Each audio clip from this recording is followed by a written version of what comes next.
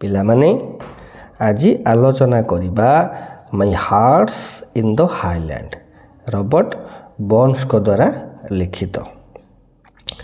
ଏଇ ଯେଉଁ କବିତାରେ କ'ଣ ଆଲୋଚନା କରାହେଇଛି ନା ସାରା ବିଶ୍ୱରେ ଯେଉଁମାନେ ପ୍ରବାସୀ ମାନେ ବିଦେଶରେ ରହୁଛନ୍ତି ସେମାନଙ୍କ ପାଇଁ ଏଇଟା ହେଉଛି ଗୋଟେ ପ୍ରେରଣା, ଯେଉଁମାନେ ନିଜ ଘରଠାରୁ ଦୂରରେ ଥାଇ ମଧ୍ୟ ନିଜ ମାଟିକୁ ଭୁଲି ପାରନ୍ତି ନାହିଁ। ତମେ ଶୁଣିଥିବ କେହି ଆମେ କୁହନ୍ତି ପ୍ରବାସୀ ଭାରତୀୟ, ମାନେ ସେମାନେ ତାଙ୍କ ଘର ଏଇଠି, ସେମାନେ ବାହାରେ ରୁହନ୍ତି। ସେଇମାନଙ୍କ ପାଇଁ ଏ ପୋଏମ୍ଟା ରବର୍ଟ ବର୍ନ୍ସ ଲେଖିଛନ୍ତି, ମାଇ ହାର୍ଟସ୍ ଇନ୍ ଦ ହାଇଲ୍ୟାଣ୍ଡ।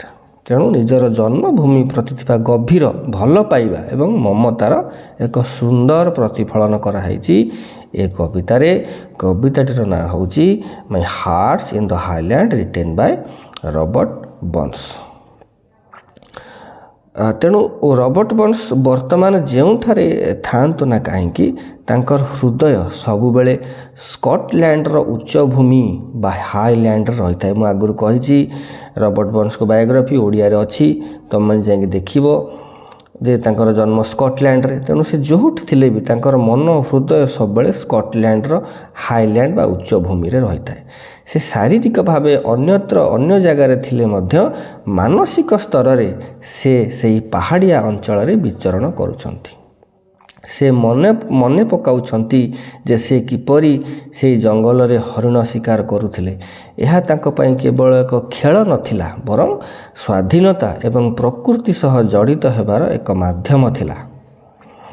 କବି ପାହାଡ଼ର ଶିଖର, ବରଫାବୃତ ଶୃଙ୍ଗ, ସବୁଜ ବନାନୀ ଏବଂ ଦ୍ରୁତଗାମୀ ନଦୀଗୁଡ଼ିକୁ ବିଦାୟ ଜଣାଉଛନ୍ତି।